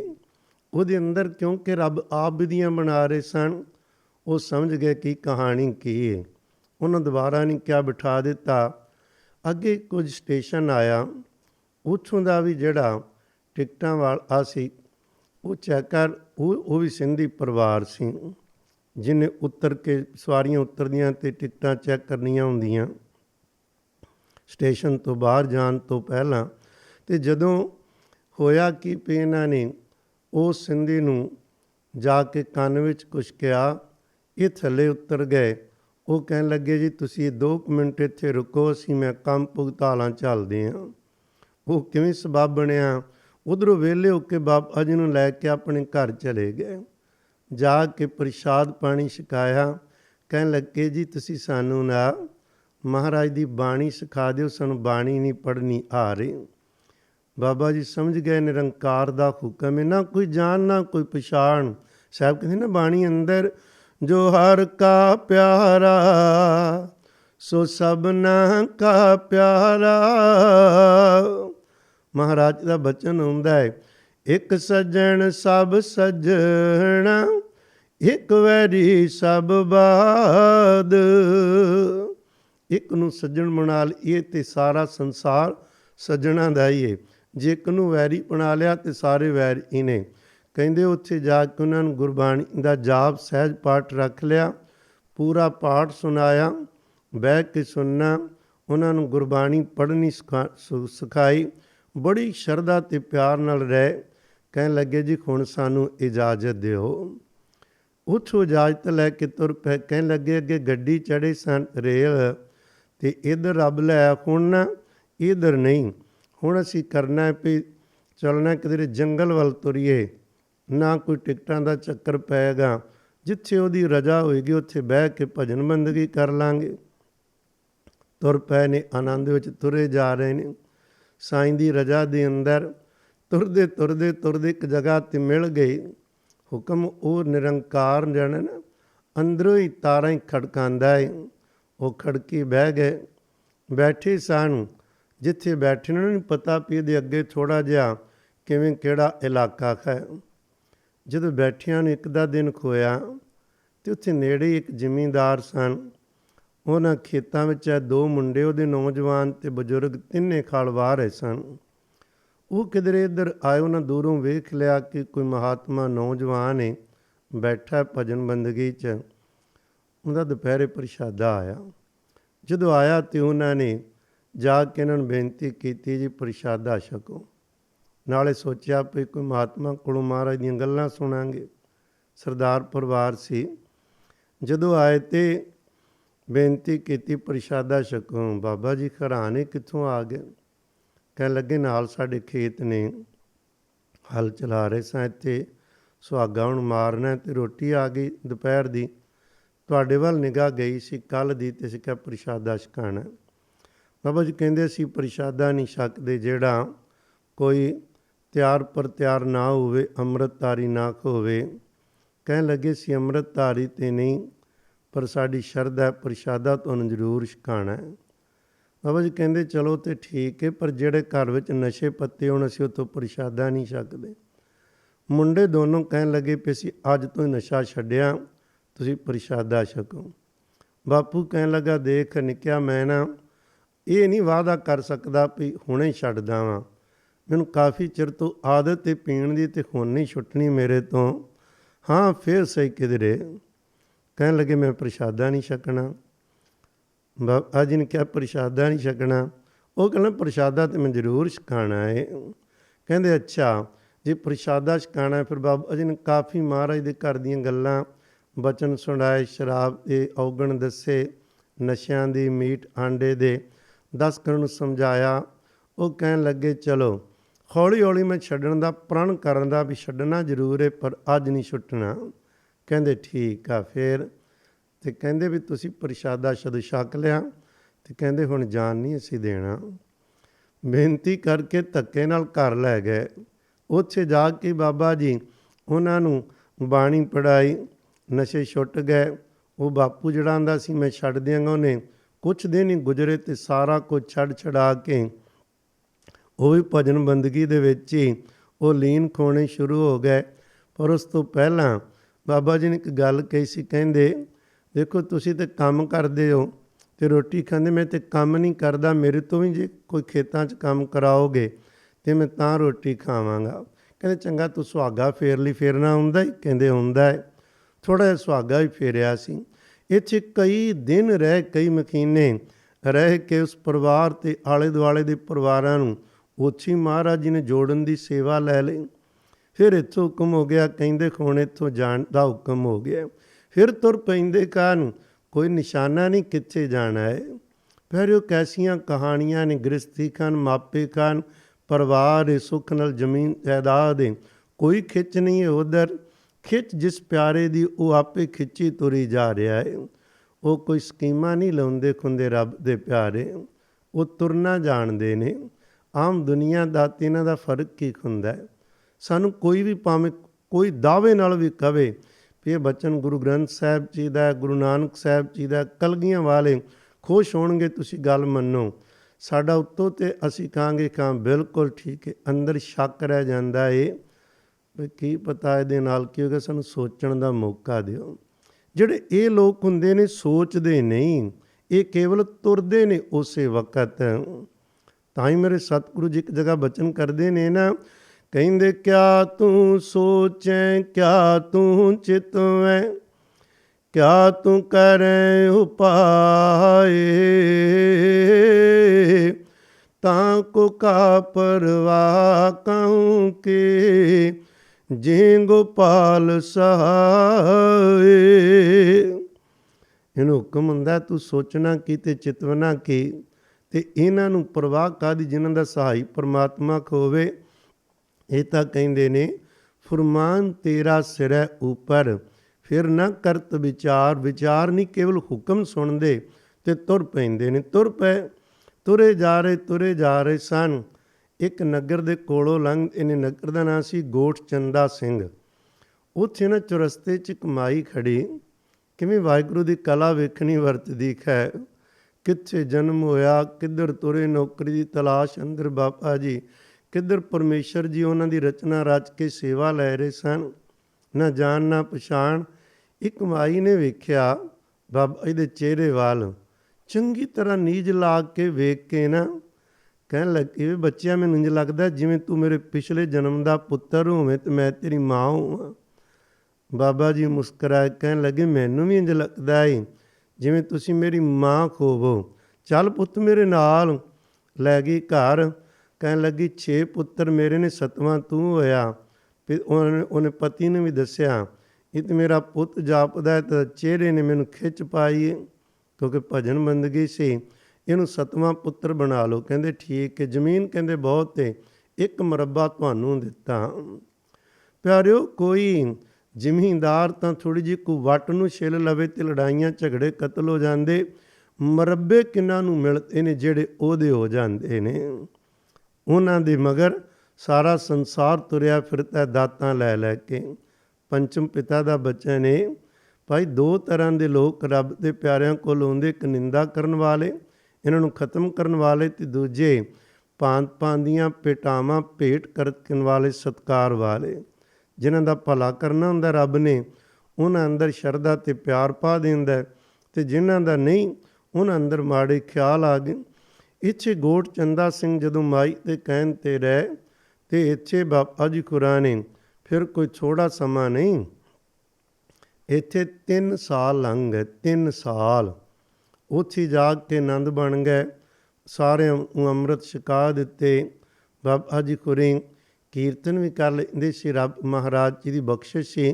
ਅੰਦਰੋਂ ਹੀ ਚੀਜ਼ਾਂ ਫੁੱਟਦੀਆਂ ਨੇ। ਢੋਲਕੀ ਵਾਲਾ ਵੀ ਮਿਲ ਗਿਆ। ਇਹ ਸਾਰਾ ਕੁਝ ਸਾਰੇ ਇਲਾਕੇ 30-40 ਕਿਲੋਮੀਟਰ ਦੇ ਨਾ ਇਲਾਕੇ 'ਚ ਪੂਰੇ ਹਰ ਬੰਦੇ ਦੇ ਘਰ ਘਰ 'ਚ ਨਾਮ ਦੀਆਂ ਧੁਨਾਂ ਅਲਾਪਣੀਆਂ ਸ਼ੁਰੂ ਹੋ ਗਈਆਂ ਸੀ। ਬਾਬਾ ਜੀ ਨੇ ਕੀ ਕਰਨਾ ਨਾ, ਸਵੇਰੇ ਸਵੇਰੇ ਇੱਕ ਨਦੀ ਦੇ ਨਾਲ ਜਿਹਦੇ ਕਿਨਾਰੇ ਕਹਿਣਾ ਚਲੋ ਸਾਰੇ ਜਣੇ, 50-50 60-60 ਵੀ ਪੁਰਾਣੀ ਖੋਣੇ ਕਹਿੰਦੇ ਵੱਧ ਵੀ, ਸਾਰਿਆਂ ਨੂੰ ਕਹਿਣਾ ਪਿਲੋ ਇੱਥੇ ਬੈਠ ਕੇ ਸਿਮਰਨ ਕਰੋ ਸ਼ੁਰੂ, ਨੇਤਰ ਬੰਦ ਕਰਕੇ। ਉੱਥੇ ਸਿਮਰਨ ਪਹਿਲਾਂ ਕਰਾਉਣਾ, ਉਸ ਤੋਂ ਬਾਅਦ ਫਿਰ ਵਾਜੇ ਨਾਲ ਆਸਾ ਦੀ ਵਾਰ ਦਾ ਕੀਰਤਨ ਕਰਨਾ।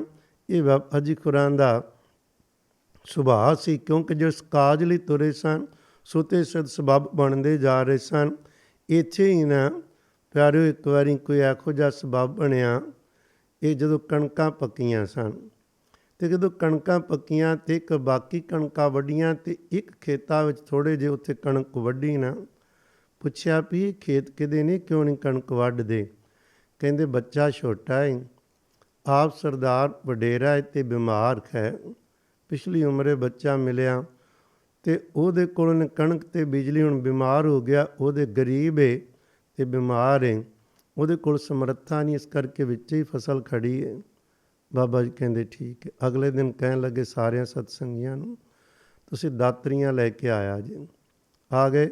ਰਾਤੋਂ ਰਾਤ ਸਾਰੀ ਕਣਕ ਵੱਢ ਕੇ ਭਰੀਆਂ ਬੰਨ੍ਹ ਕੇ ਰੱਖ ਦਿੱਤੀਆਂ। ਸਵੇਰੇ ਉੱਧਰ ਸੁਣਿਆ ਕੱਲਿਆ ਉਸ ਸਰਦਾਰ ਨੂੰ ਅਤੇ ਉਸ ਬੱਚੇ ਨੂੰ, ਭਈ ਕਿਹਨੇ ਵੱਢ ਦਿੱਤੀ?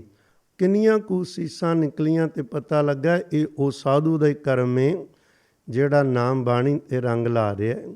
ਪਰਉਪਕਾਰ ਦੀ ਭਾਵਨਾ ਸੀ ਅੰਦਰ। ਪਿਆਰਿਓ, ਇੱਕ ਵਾਰ ਥੋੜ੍ਹਾ ਜਿਹਾ ਔਖਾ ਜਿਹਾ ਕੰਮ ਹੋ ਗਿਆ, ਕਿਉਂਕਿ ਬਾਬਾ ਜੀ ਦੇ ਅੰਦਰ ਕੋਈ ਫੁਰਨਾ ਨਹੀਂ ਸੀ ਵੀ ਅਸੀਂ ਕੋਈ ਸਾਧੂ ਬਣ ਕੇ ਜਾਂ ਬਾਬੇ ਬਣ ਕੇ ਕੁਛ ਲੋਕਾਂ ਤੋਂ ਲੈਣਾ ਜਾਂ ਲੋਕਾਂ ਤੋਂ ਵਾਹ ਕਰਵਾਉਣੀ ਜਾਂ ਪੈਸੇ ਇਕੱਠੇ ਕਰਨੇ। ਜਿਹੜੀ ਇੱਕ ਭੁੱਖ ਸੀ ਕਾਰਜ ਤੇ ਉਹ ਸੀ। ਪਰ ਜਿਸ ਮਾਈ ਸੁੱਖ ਕੌਰ ਦੇ ਘਰ ਰਹਿ ਰਹੇ ਸਨ, ਉਹਨੇ ਇੱਕ ਦਿਨ ਨਾ ਸਿਫਾਰਿਸ਼ ਕੀਤੀ।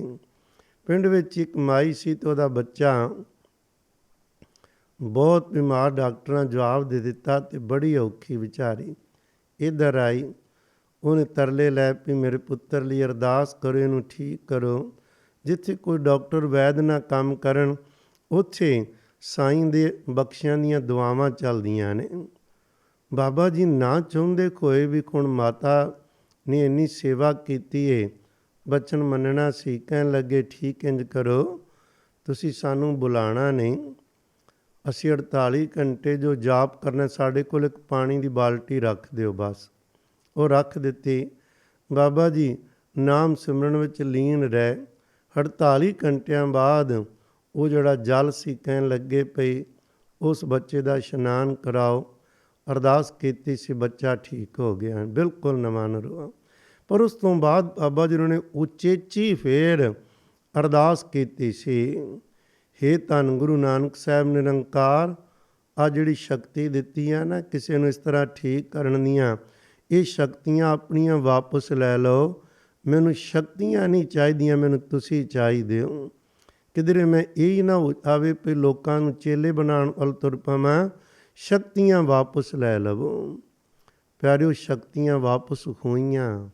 ਕਿੱਡੇ ਕਿੱਡੇ ਗੂੜੇ ਰਾਜ ਲੱਭਦੇ ਨੇ ਜਦੋਂ ਬੰਦਗੀ ਵਾਲਿਆਂ ਦੇ ਆਪਾਂ ਉਹਨਾਂ ਦੇ ਜੀਵਨ ਕਾਲ ਨੂੰ ਪੜ੍ਹੀਦਾ ਹੈ, ਕਿਵੇਂ ਕਿਵੇਂ ਤੁਰਦੇ ਹਨ। ਕਹਾਣੀ ਲੰਬੀ ਹੈ ਅਜੀ ਹੋਰਾਂ ਦੀ, ਆਪਾਂ ਥੋੜ੍ਹੀ ਜਿਹੀ ਛੋਟੇ ਸ਼ਬਦਾਂ ਵਿੱਚ ਗੱਲ ਤੋਰਦੇ ਹਾਂ।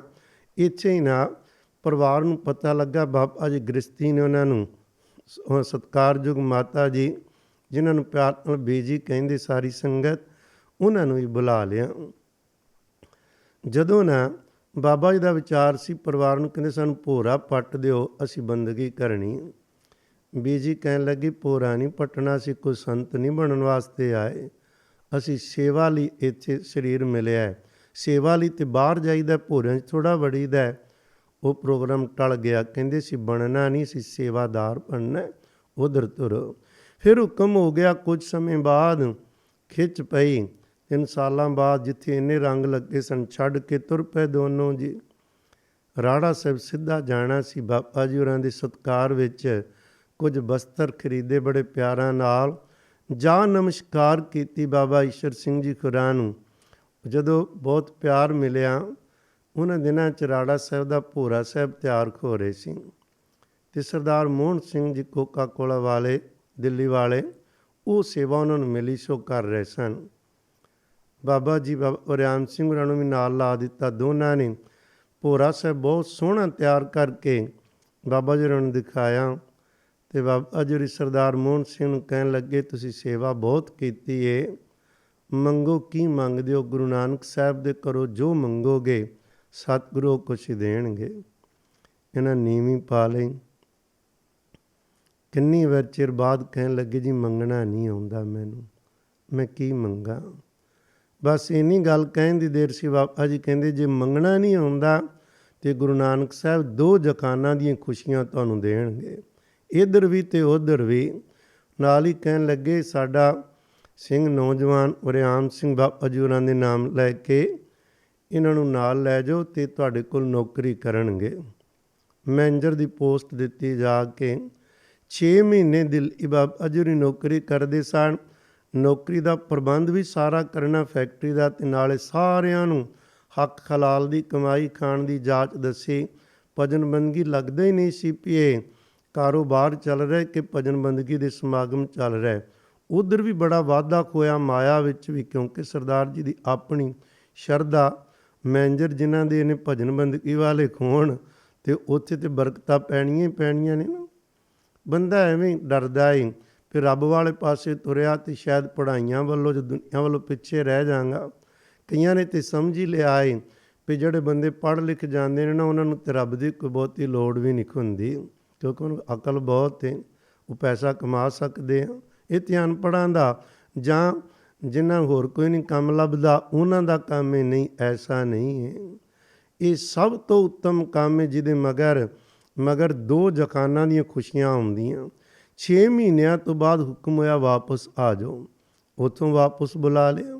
ਕਹਿਣ ਲੱਗੇ ਹੁਣ ਪਟਿਆਲੇ 1941 ਦੀ ਗੱਲ ਹੈ, ਪਟਿਆਲੇ ਚਲੇ ਜਾਓ, ਉੱਥੇ ਜਾ ਕੇ ਨੌਕਰੀ ਕਰਨੀ ਹੁਣ ਤੁਸੀਂ। ਉੱਥੇ ਰਾਜੇ ਕੋਲ ਨੌਕਰੀ ਮਿਲ ਗਈ। ਉੱਥੇ ਬਾਬਾ ਜੀ ਘੋੜ ਸਵਾਰੀ ਵੀ ਜਾਣਦੇ ਸਨ। ਉੱਥੇ ਜਦੋਂ ਇਹਨਾਂ ਨੂੰ ਫਿਰ ਪੋਸਟ ਬਦਲ ਦਿੱਤੀ ਗਈ, ਵੱਡੇ ਮਹਿਕਮੇ ਮਿਲੇ, ਉੱਥੇ ਵੀ ਹੁਕਮ ਹੋਇਆ ਜਦੋਂ ਕੁਝ ਸਮਾਂ ਉੱਥੇ ਵੀ ਬਹੁਤ ਸਾਰੇ ਕੌਤਕ ਵਰਤੇ, ਜਿੱਧਰ ਜਾਣਾ ਹੈ ਨਾਮ ਬਾਣੀ ਦੀ ਖੁਸ਼ਬੂ ਹੋਣੀ ਹੈ। ਫਿਰ ਬਾਬਾ ਜੀ ਹੋਰਾਂ ਨੇ ਉੱਥੋਂ ਵੀ ਬੁਲਾ ਲਿਆ। ਫਿਰ ਚੰਡੀਗੜ੍ਹ ਆ ਗਏ।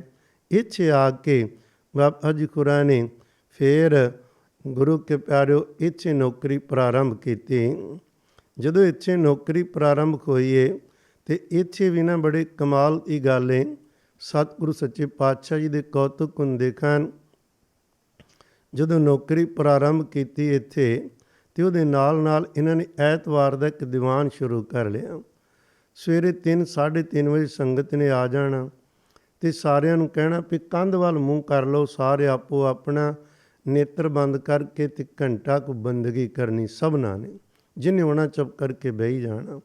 5 ਵਜੇ ਫਿਰ ਬਾਬਾ ਜੀ ਨੇ ਆਸਾ ਦੀ ਵਾਰਤਾ ਦੀਵਾਨ ਲਾਣਾ, ਜਿਹਦੇ ਅੰਦਰ ਦਿਨੇ ਰਾਤ ਸਾਈਂ ਲਈ ਪਿਆਰ ਹੈ। ਪਿਆਰਿਓ ਉਹਨਾਂ ਦੇ ਅੰਦਰੋਂ ਕਿਹੋ ਜਿਹੇ ਬੋਲ ਨਿਕਲਦੇ ਹੋਣਗੇ, ਉਹਨਾਂ ਬੋਲਾਂ 'ਚ ਕਿੰਨੀ ਖਿੱਚ ਹੋਏਗੀ, ਇਹ ਆਪਾਂ ਜਾਣਦੇ ਹਾਂ।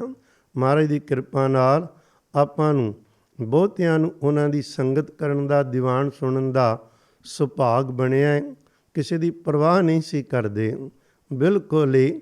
ਪਰ ਦੂਜੀ ਬਖਸ਼ਿਸ਼ ਇਹ ਕੀਤੀ ਉਹਨੇ, ਕਈ ਵਾਰ ਜਿਹੜੇ ਰੂਹਾਨੀਅਤ ਦੇ ਗੁੱਝੇ ਰਾਜ ਹੁੰਦੇ ਨੇ ਨਾ, ਉਹਨਾਂ ਨੂੰ ਛਿਪਾਇਆ ਜਾਂਦਾ ਹੈ ਭਈ ਉਹਨਾਂ ਨੂੰ ਆਪਾਂ ਨੂੰ ਦੱਸਣਾ ਨਹੀਂ। ਬਾਬਾ ਜੀ ਨੇ ਇੱਕ ਆਤਮ ਮਾਰਗ ਮੈਗਜ਼ੀਨ ਸ਼ੁਰੂ ਕੀਤਾ। ਦੂਸਰਾ ਜਿਹੜੇ ਉਹ ਬਚਨ ਕਰਦੇ ਸਨ, ਉਹਨਾਂ ਦੀ ਕਿਤਾਬਾਂ ਵੀ ਛਪਣੀਆਂ ਸ਼ੁਰੂ ਹੋ ਗਈਆਂ, ਟਰਸਟ ਬਣ ਗਿਆ। ਬਾਬਾ ਜੀ ਖੁੱਲ੍ਹ ਕੇ ਹਰ ਗੱਲ ਕਰਦੇ ਸੀ, ਜੋ ਅੰਦਰ ਦੀ। ਸਾਰੇ ਬਾਕੀ ਸਤਿਪੁਰਸ਼ਾਂ ਦੇ ਕੋਲੋਂ ਬਚਨ ਸੁਣਦੇ ਹਾਂ, ਕਈ ਵਾਰ ਉਹ ਪਰਦੇ 'ਚ ਰਹਿ ਜਾਂਦੀ। ਬਾਬਾ ਜੀ ਨੇ ਸ਼ਰੇਆਮ ਵੀ ਇਹ ਗੁਰੂ ਨਾਨਕ ਸਾਹਿਬ ਦੀ ਖੇਡ ਹੈ, ਉਹਨਾਂ ਨੂੰ ਸਟੇਜ 'ਤੇ ਸਾਂਝਾ ਕਰਨਾ, ਪਰ ਉਹ ਕੋਈ ਕੌਮੇ ਵਿੱਚੋਂ ਨਹੀਂ। ਮੈਨੂੰ ਯਾਦ ਇੱਕ ਵਾਰੀ ਇੰਗਲੈਂਡ ਆਏ ਸਨ, ਗੁਰਦੁਆਰਾ ਸਿੰਘ ਸਭਾ ਸਾਊਥ ਹਾਲ ਲੰਡਨ, ਅਤੇ ਉੱਥੇ ਉਹਨਾਂ ਨੇ ਕਿਹਾ ਵੀ ਤੁਸੀਂ ਸੰਗਤ ਨੂੰ ਦੱਸ ਰਹੇ ਸਨ, ਤੁਸੀਂ ਕਹੋਗੇ ਵੀ ਮਾਇਆ ਤੁਸੀਂ ਲੈਂਦੇ ਨਹੀਂ, ਅਤੇ ਸਾਰਾ ਤੁਹਾਡਾ ਪ੍ਰਬੰਧ ਮੈਗਜ਼ੀਨ ਜਾਂ ਦੂਸਰਾ ਕਿਵੇਂ ਚੱਲਦਾ ਹੈ। ਅਤੇ ਉਹਨਾਂ ਨੇ ਪੂਰੇ ਮੈਥ ਦੇ ਤਰੀਕੇ ਨਾਲ ਸਮਝਾਇਆ ਸੀ ਵੀ ਕਿਵੇਂ ਮੈਗਜ਼ੀਨ ਦੇ ਕਿੰਨੇ ਪੈਸੇ ਆਉਂਦੇ, ਕਿੰਨੇ ਆ ਕੇ ਕਿਵੇਂ ਉਸ ਦਾ ਕਰੀਏ, ਅਤੇ ਸਾਰਾ ਖਰਚਾ ਚੱਲੀ ਜਾਂਦਾ, ਲੋੜ ਹੀ ਨਹੀਂ ਪੈਂਦੀ। ਕਿਉਂਕਿ ਮਹਾਰਾਜ ਦੀ ਕਿਰਪਾ ਨਾਲ ਆਪਣੀ ਕਿਰਤ ਕਮਾਈ 'ਚੋਂ ਸਦਾ ਹੀ ਬਾਬਾ ਜੀ ਪ੍ਰਸ਼ਾਦ ਛਕਦੇ ਰਹੇ ਅਤੇ ਸੰਗਤਾਂ ਦੀ ਸੇਵਾ ਕਰਦੇ ਰਹੇ ਨੇ। ਗ੍ਰਸਤੀ ਨੇ ਬੱਚਿਆਂ ਵਾਲੇ ਸਨ, ਪਰ ਗੁਰੂ ਨਾਨਕ ਸਾਹਿਬ ਦੇ ਬੱਚਿਆਂ ਦੀ ਰੱਜ ਕੇ ਉਹਨਾਂ ਨੇ ਸੇਵਾ ਕੀਤੀ। ਚੰਡੀਗੜ੍ਹ ਵਿਖੇ ਨਾ ਇੱਕ ਵਾਰ ਰਾਮਾ ਕ੍ਰਿਸ਼ਨ ਮੰਦਿਰ ਦੇ ਪ੍ਰਬੰਧਕਾਂ ਨੇ ਬਾਬਾ ਜੀ ਨੂੰ ਬੇਨਤੀ ਕੀਤੀ ਵੀ ਅਸੀਂ ਚਾਹੁੰਦੇ ਹਾਂ ਵੀ ਧੰਨ ਗੁਰੂ ਗੋਬਿੰਦ ਸਿੰਘ ਸੱਚੇ ਪਾਤਸ਼ਾਹ ਜੀ ਦਾ ਪ੍ਰਕਾਸ਼ ਪੁਰਬ ਹੈ, ਅਤੇ ਸਾਨੂੰ ਉਹਨਾਂ ਬਾਰੇ ਤੁਸੀਂ ਇੱਥੇ ਵਿਚਾਰ ਸੁਣਾਓ। ਉਹਨਾਂ ਨੇ ਦਰਅਸਲ ਪ੍ਰੋਫੈਸਰ ਸਾਹਿਬ ਨੂੰ ਕਿਹਾ ਸੀ। ਉਹ ਕਹਿਣ ਲੱਗੇ ਵੀ ਮੈਂ ਬਾਬਾ ਜੀ ਕੋਲ ਦੱਸਿਆ ਮੈਂ ਕਿਵੇਂ ਉੱਥੇ ਬਿਆਨ ਕਰਾਂ। ਬਾਬਾ ਜੀ ਨੇ ਕੁਝ ਬਚਨ ਕੀਤੇ, ਉਹਨਾਂ ਸਾਰੇ ਲਿਖ ਲਏ। ਪ੍ਰੋਫੈਸਰ ਸਾਹਿਬ ਕਹਿੰਦੇ ਤੁਸੀਂ ਆਉਣਾ ਤੇ ਆਈਏ, ਮੈਂ ਤੁਹਾਡਾ ਕਿਆ ਲਿਖਿਆ ਬੋਲਾਂਗਾ, ਤੁਸੀਂ ਆਪ ਬਚਨ ਸੁਣਾਓ ਸਾਨੂੰ, ਅਸੀਂ ਖੁਸ਼ ਹੋਵਾਂਗੇ, ਸੰਗਤ ਦੇ ਭਾਗ ਚੰਗੇ। ਠੀਕ ਆ। ਬਾਬਾ ਜੀ ਹੋਰਾਂ ਨੇ ਬਹੁਤ ਲੰਬਾ ਗੁਰੂ ਕਲਗੀਆਂ ਵਾਲੇ ਪਾਤਸ਼ਾਹ ਜੀ ਦਾ ਜੀਵਨ ਆਰੰਭ ਤੋਂ ਅਖੀਰ ਤੱਕ ਪੰਛੀ ਝਾਤ ਜਦੋਂ ਮਰਵਾਈ, ਅਤੇ ਸਾਰੇ ਸਰੋਤੇ ਆਸ਼ਸ਼ ਕਰ ਉੱਠੇ ਸਨ। ਕਹਿਣ ਲੱਗੇ ਜੀ ਪਹਿਲੇ ਦਿਨ ਪਤਾ ਲੱਗ ਰਿਹਾ ਹੈ ਗੁਰੂ ਗੋਬਿੰਦ ਸਿੰਘ ਮਹਾਰਾਜ ਜੀ ਇੰਨੀਆਂ ਬਖਸ਼ਾਂ ਜਗਤ 'ਤੇ ਕਰਕੇ ਅਤੇ ਸਾਡੇ ਉੱਪਰ ਕਰਕੇ ਗਏ ਨੇ, ਕੋਈ ਵਿਤਕਰਾ ਨਹੀਂ ਹੈ। ਸਤਿਗੁਰਾਂ ਤੋਂ ਇੰਨੇ ਪ੍ਰਭਾਵਿਤ ਹੋਏ, ਇੰਨੇ ਕਹਿਣ ਲੱਗੇ ਸੀ ਚਾਹੁੰਦੇ ਹਾਂ ਮਹਾਰਾਜ ਜੀ ਦਾ ਸਰੂਪ ਫੋਟੋ ਗੁਰੂ ਕਲਗੀਆਂ ਵਾਲੇ ਦੀ ਵੱਡੀ ਸਾਰੀ ਬਣਾ ਕੇ ਅਸੀਂ ਆਪਣੇ ਇਸ ਸਥਾਨ 'ਤੇ ਲਾਈਏ। ਅੱਜ ਤੱਕ ਉਹ ਲੱਗੀ ਹੋਈ ਹੈ। ਮੇਰੇ ਕਹਿਣ ਤੋਂ ਮੁਰਾਦ ਬਾਬਾ ਜੀ ਕੋਲ ਵੱਖ ਵੱਖ ਧਰਮਾਂ ਦੇ ਮਜ਼ਹਬਾਂ ਦੇ ਬਹੁਤ ਸਤਿਪੁਰਸ਼ ਆਇਆ ਕਰਦੇ ਸਨ। ਦੀਵਾਨ ਲਾਣਾ ਯਤਨ ਸੀ ਭਈ ਚਲੋ ਕੋਈ ਫਿਲਮਾਂ ਬਣਾ ਕੇ ਬੱਚਿਆਂ ਨੂੰ ਜੋੜੀਏ, ਉਹ ਦਿਖਾ ਕੇ ਮਹਾਰਾਜ ਦੇ ਘਰ ਦੀਆਂ ਕਈ ਕੁਝ ਸ਼ੁਰੂ ਕੀਤਾ ਸੀ ਬਾਬਾ ਜੀ ਉਹਨਾਂ ਨੇ। ਮਹਾਰਾਜ ਕਿਰਪਾ ਨਾਲ ਹੁਣ ਵੀ ਸਤਿਕਾਰਯੋਗ ਸੰਤ ਲਖਵੀਰ ਸਿੰਘ ਜੀ ਸੇਵਾ ਨਿਭਾ ਰਹੇ ਹਨ। ਉਹ ਸਾਰਾ ਕੁਝ ਚੱਲਦਾ। ਹੌਸਪੀਟਲ ਖੋਲ੍ਹ ਦਿੱਤਾ, ਸਕੂਲ ਖੋਲ੍ਹ ਦਿੱਤੇ ਗਏ, ਕਾਲਜ ਖੋਲ੍ਹ ਦਿੱਤੇ, ਜਿਹੜੇ ਨਿਰੰਤਰ ਮਹਾਰਾਜ ਦੀ ਕਿਰਪਾ ਨਾਲ ਚੱਲ ਰਹੇ ਨੇ ਪੂਰੀ ਚੜ੍ਹਦੀ ਕਲਾ ਦੇ ਅੰਦਰ। ਦੇਸ਼ ਪ੍ਰਦੇਸ਼ਾਂ ਵਿੱਚ ਵੀ ਮਹਾਰਾਜ ਜੀ ਨੇ ਸੇਵਾ ਲਈ। ਹਿੰਦੁਸਤਾਨ ਦੇ ਵੱਖ-ਵੱਖ ਕੋਨਿਆਂ 'ਚ ਹਜ਼ਾਰਾਂ ਲੱਖਾਂ ਪ੍ਰਾਣੀਆਂ ਨੇ ਉਹਨਾਂ ਦੀ ਰਸਨਾ ਤੋਂ ਬਚਨ ਸੁਣ ਕੇ ਅੰਮ੍ਰਿਤ ਪਾਨ ਕੀਤਾ ਸੀ। ਬਾਬਾ ਜੀ ਕਿਆ ਕਰਦੇ ਸਨ, ਜਿਹੜੇ ਬੱਚੇ 5-6 ਸਾਲ ਦੀ ਅੰਮ੍ਰਿਤ ਛਕ ਲੈਂਦੇ ਨੇ ਨਾ, ਉਹਨਾਂ ਦਾ ਪੱਕਾ ਵੀ ਪਿਛਲੇ ਜਨਮ ਵਿੱਚ ਵੀ ਉਹ ਗੁਰਸਿੱਖਾਂ ਦੇ ਘਰ ਦੇ ਬੱਚੇ ਕਹਾਉਣਗੇ। ਉਹ ਤਾਂ ਉਹਨਾਂ ਨੂੰ ਏਡੀ ਛੇਤੀ ਦਾਤ ਮਿਲਦੀ ਏ, ਨਹੀਂ ਤਾਂ ਏਡੀ ਛੇਤੀ ਦਾਤ ਮਿਲਣੀ ਮੁਸ਼ਕਲ ਹੁੰਦੀ ਏ। ਇੱਕ ਨਹੀਂ ਵੀ ਅਚਾਨਕ ਹੀ ਇਹ ਦਾਤਾਂ ਮਿਲ ਜਾਂਦੀਆਂ ਨੇ, ਨਹੀਂ, ਇਹਨਾਂ ਲਈ ਗੁਰੂ ਕੇ ਪਿਆਰਿਓ ਕਮਾਈਆਂ ਚਾਹੀਦੀਆਂ ਨੇ। ਬਾਬਾ ਜੀ ਖੁਰਾ ਨੇ ਪਿਆਰਿਓ ਪਰਉਪਕਾਰ ਕੀਤੇ ਸੀ ਅਤੇ ਕੇਵਲ ਉਹ ਆਪ ਕਿਵੇਂ ਜੁੜਦੇ ਰਹੇ, ਨੌਕਰੀ ਵੀ ਕਰਨੀ ਅਤੇ ਨਾਲ ਨਾਲ ਮਹਾਰਾਜ ਜੀ ਨੇ ਕਿਰਪਾ ਕੀਤੀ ਸਾਧੂ ਦਾ ਬਚਨ ਮੰਨ ਕੇ ਉਹੀ ਮੰਨਣਾ, ਆਪਣੇ ਅੰਦਰ ਨੂੰ ਉੱਚਾ ਚੁੱਕਣਾ, ਸਾਈਂ ਨਾਲ ਜੋੜਨਾ, ਦੂਜਿਆਂ ਦਾ ਭਲਾ ਕਰਨਾ, ਇੱਕ ਵੱਖਰੀ ਤਰ੍ਹਾਂ ਦਾ ਜੀਵਨ ਕਹਿਣੀ। ਅਤੇ ਅਕਸਰ ਹੁੰਦਾ ਹੈ ਨਾ, ਜਦੋਂ ਮਹਾਰਾਜ ਸੇਵਾ ਲੈਂਦੇ ਨੇ ਉਸ ਤੋਂ ਬਾਅਦ ਪਰਿਵਾਰ ਤੋਂ ਵੱਖ ਕਰ ਦਿੰਦੇ ਨੇ, ਪਰ ਇਹਨਾਂ ਨੂੰ ਪਰਿਵਾਰ ਤੋਂ ਵੱਖ ਨਹੀਂ ਕੀਤਾ, ਨਾਲ ਪਰਿਵਾਰ ਵਿੱਚ ਰੱਖ ਕੇ ਫਿਰ ਸਤਿਗੁਰੂ ਨੇ ਨਿਰੰਤਰ ਸੇਵਾ ਲਈ ਹੈ। ਅਖੀਰ ਤੱਕ ਰਹਿਣਾ ਆਪਣੀ ਵਾਲੀ ਕੋਠੀ ਵਿੱਚ। ਪ੍ਰਬੰਧ ਗੁਰਦੁਆਰਾ ਸਾਹਿਬ ਦਾ ਉਹ ਵੱਖਰਾ ਸਾਰਾ ਕੁਝ, ਹਜ਼ਾਰਾਂ ਸੰਗਤਾਂ ਆਉਂਦੀਆਂ, ਸੈਮੀਨਾਰ ਕਿਤਨੇ ਵੱਡੇ ਉੱਥੇ ਹੁੰਦੇ ਜਿਹਦੇ 'ਚ ਵੱਖ-ਵੱਖ ਵਿਸ਼ਿਆਂ 'ਤੇ ਵਿਦਵਾਨ ਵੀਰ ਆ ਕੇ ਮਹਾਰਾਜ ਜੀ ਦੇ ਘਰ ਦੀ ਵਡਿਆਈ ਮਹਿਮਾ ਕਰਦੇ ਨੇ। ਮਹਾਰਾਜ ਜੀ ਕਿਰਪਾ ਕਰਨ। ਇਹੋ ਜਿਹੇ ਸਨ ਸਤਿਪੁਰਸ਼ ਪਿਆਰਿਓ, ਜਿਨ੍ਹਾਂ ਬਾਰੇ ਆਪਾਂ ਗੱਲ ਕਰ ਰਹੇ ਸਾਂ, ਭਈ ਕਿਵੇਂ ਉਹਨਾਂ ਦੇ ਜੀਵਨ ਦੇ ਕਈ ਪਹਿਲੂਆਂ ਤੋਂ ਕਿੰਨੀ ਤਰ੍ਹਾਂ ਦੀ ਸਾਨੂੰ ਸਿੱਖਿਆ ਮਿਲਦੀ ਹੈ। ਇੱਕ ਸਤਿਗੁਰੂ ਜੀ 'ਤੇ ਭਰੋਸਾ ਹੋਵੇ, ਦੂਜਾ ਉਸ ਦਾ ਹੁਕਮ ਮੰਨ ਕੇ ਤੁਰ ਪਈਏ, ਤੀਜਾ ਕਦੇ ਵੀ ਕਿਸੇ ਮਹਾਤਮਾ ਨੂੰ ਇਹ ਵੇਖ ਕੇ ਨਾ ਭੰਡੀਏ ਪਏ ਦੇ ਕੱਪੜੇ ਕਿਹੋ ਜਿਹੇ ਨੇ, ਸਾਡੇ ਧਰਮ ਤੇ ਮੌਜੂਦਾ ਨੇ। ਆਪ ਇਹਨੂੰ ਪਤਾ ਹੋਏਗਾ ਸਵਾਮੀ ਰਾਮ ਜੀ ਕਿਤਨੇ ਵੱਡੇ ਵਿਦਵਾਨ ਅਤੇ ਕਿੰਨੀਆਂ ਕਮਾਈਆਂ ਵਾਲੇ ਸਨ। ਇੱਕ ਦੋ ਬਚਨ ਕਹਿ ਕੇ ਮੈਂ ਸਮਾਪਤੀ ਕਰਦਾ ਵਾਂ। ਉਹ ਜਦੋਂ ਸਮਾਗਮ ਹੁੰਦੇ ਤੇ ਵੱਖ-ਵੱਖ ਜੋਗੀ ਲੋਕ ਬਹੁਤ ਆਇਆ ਕਰਦੇ ਸਨ ਉੱਥੇ, ਉਹਨਾਂ ਤੋਂ ਮਹਾਰਾਜ ਜੀ ਦੇ ਘਰ ਦੀ ਮਹਿਮਾ ਕਰਵਾਣੀ ਜਾਂ ਰੂਹਾਨੀਅਤ ਬਾਰੇ ਸੁਣਨਾ। ਸਵਾਮੀ ਵੇਦ ਭਾਰਤੀ ਜੀ ਆਏ ਸਨ, ਉਹਨਾਂ ਨੇ ਰਤਵਾੜਾ ਸਾਹਿਬ ਇੱਕ ਵਾਰੀ ਬਚਨ ਕੀਤਾ ਸੀ, ਬੜਾ ਪੁਰਾਣਾ, ਬਾਬਾ ਜੀ ਦੇ ਸਰੀਰ ਵਿੱਚ ਹੁੰਦਿਆਂ ਦੀ ਗੱਲ ਏ। ਜਦੋਂ ਉਹਨਾਂ ਨੇ ਬਚਨ ਕੀਤਾ ਸੀ, ਸੰਗਤ ਨੂੰ ਕਹਿੰਦੇ ਜੀ ਤੁਸੀਂ ਸਾਰੇ ਮੂਲ ਮੰਤਰ ਦਾ ਮੇਰੇ ਨਾਲ ਜਾਪ ਕਰੋ। ਜਦੋਂ ਬੋਲਦੇ ਸੀ ਨਾ, ਬੜੇ ਪਿਆਰੇ ਜਿਹੇ ਬੋਲ ਸੀ, ਕਹਿੰਦੇ ਮੈਨੂੰ ਪੰਜਾਬੀ ਨਹੀਂ ਆਉਂਦੀ ਏ, ਉਹਨਾਂ ਦੇ ਬੋਲ ਸੀ, ਪਰ ਚੰਗੀ ਮੇਰੇ ਪੰਜਾਬੀ ਦਾ ਮਖੌਲ ਨਾ ਉਡਾਉਣਾ, ਪਰ ਕਹਿੰਦੇ ਤੁਸੀਂ ਮੂਲ ਮੰਤਰ ਕਿਉਂ ਨਹੀਂ ਪੜ੍ਹਦੇ ਮੇਰੇ ਮਗਰ ਸਾਰੇ ਖੁੱਲ੍ਹ ਕੇ, ਇੰਨਾ ਵੱਡਾ ਇਕੱਠ। ਅਤੇ ਉਹਨਾਂ ਨੇ ਉਹਦੇ 'ਚ ਨਾ ਬਚਨ ਸਮਝਾਇਆ ਸੀ, ਇਹ ਗੱਲ ਕਰਦੇ ਹਾਂ। ਕਹਿੰਦੇ ਸਾਨੂੰ ਬੋਲੀ ਨਹੀਂ ਸੀ ਆਉਂਦੀ, ਪਰ ਅਸੀਂ ਬੋਲ ਰਹੇ ਹਾਂ। ਕਹਿੰਦੇ ਅਸੀਂ ਹਾਲੈਂਡ ਚਲੇ ਗਏ, ਜਦੋਂ ਉੱਥੇ ਗਏ ਅਤੇ ਸਾਡਾ ਫੁਰਨਾ ਸੀ PhD ਕਰਨੀ ਹੈ। ਜਦੋਂ ਕਾਲਜ ਦੇ ਯੂਨੀਵਰਸਿਟੀ ਗਏ, ਪ੍ਰੋਫੈਸਰਾਂ ਨੂੰ ਮਿਲੇ, ਕਹਿੰਦੇ ਭਈ ਦੇਖੋ PhD ਕਰਨੀ ਹੈ, ਡੱਚ ਵਿੱਚ ਕਰਨੀ, ਉੱਥੋਂ ਦੀ ਭਾਸ਼ਾ ਹੈ, ਤੁਹਾਨੂੰ ਭਾਸ਼ਾ ਆਉਂਦੀ? ਕਹਿੰਦੇ ਭਾਸ਼ਾ ਤਾਂ ਨਹੀਂ ਆਉਂਦੀ, ਡੱਚ ਇੰਗਲਿਸ਼ ਆਉਂਦੀ ਹੈ। ਕਹਿੰਦੇ ਫਿਰ ਮੁਸ਼ਕਲ ਹੈ। ਕਹਿੰਦੇ ਉਹ ਜ਼ਰੂਰੀ ਹੈ, ਇੱਥੋਂ ਬਾਰੇ ਕਰਨੀ ਹੈ ਤਾਂ ਉਹਦੇ ਬਾਰੇ ਕਿਵੇਂ ਪੜ੍ਹੋਗੇ, ਜਾਣੋਗੇ? ਕਹਿੰਦੇ ਇੱਕ ਹਫ਼ਤਾ ਦੇ ਦਿਓ। ਹਫ਼ਤਾ ਉਹਨਾਂ ਨੇ ਅਭਿਆਸ ਕੀਤਾ, ਵਾਪਸ ਆ ਕੇ ਡੱਚ ਬੋਲਦੇ ਸੀ, ਲਿਖਦੇ ਸੀ, ਸਮਝਦੇ ਸਮਝਾਉਂਦੇ ਸੀ। ਕਹਿੰਦੇ ਉਹ ਸਾਰੇ ਹੈਰਾਨ ਹੋਏ ਵੀ ਹੋ ਨਹੀਂ ਸਕਦਾ, ਜਾਂ ਤਾਂ ਤੁਹਾਨੂੰ ਪਹਿਲਾਂ ਆਉਂਦੀ ਹੋਏਗੀ ਅਤੇ ਜਾਂ ਤੁਸੀਂ ਦੱਸੋ ਵੀ ਕਿਵੇਂ ਖੋ ਗਿਆ, ਤੁਸੀਂ ਸਾਡੇ ਕੋਲ ਛੁਪਾਇਆ ਹੋਏਗਾ। ਕਹਿਣ ਲੱਗੇ ਤੁਹਾਨੂੰ ਸਮਝ ਨਹੀਂ ਆਉਣੀ। ਜੋਗੀਆਂ ਦੀ ਇੱਕ ਮੁਦਰਾ ਭਾਵ ਇੱਕ ਖਾਸ ਮੰਤਰ ਹੈ, ਜਦੋਂ ਅਸੀਂ ਉਸ ਮੰਤਰ ਦਾ ਇੱਕ ਹਫ਼ਤਾ ਅਭਿਆਸ ਕਰਦੇ ਹਾਂ ਤਾਂ ਦੁਨੀਆ ਦੀ ਕੋਈ ਵੀ ਭਾਸ਼ਾ ਅੰਦਰ ਪ੍ਰਵੇਸ਼ ਕਰਦੀ ਹੈ, ਉਹ ਸਭ ਕੁਛ ਆ ਜਾਂਦਾ ਹੈ। ਅਤੇ ਕਹਿਣ ਲੱਗੇ ਮੈਂ ਇਸੇ ਤਰ੍ਹਾਂ ਹੀ ਕੁਝ ਪੰਜਾਬੀ ਸਿੱਖੀ, ਮੈਂ ਬੰਗਾਲ ਦਾ ਰਹਿਣ ਵਾਲਾ ਵਾਂ, ਅਤੇ ਤੁਸੀਂ ਮੂਲ ਮੰਤਰ ਬੋਲੋ।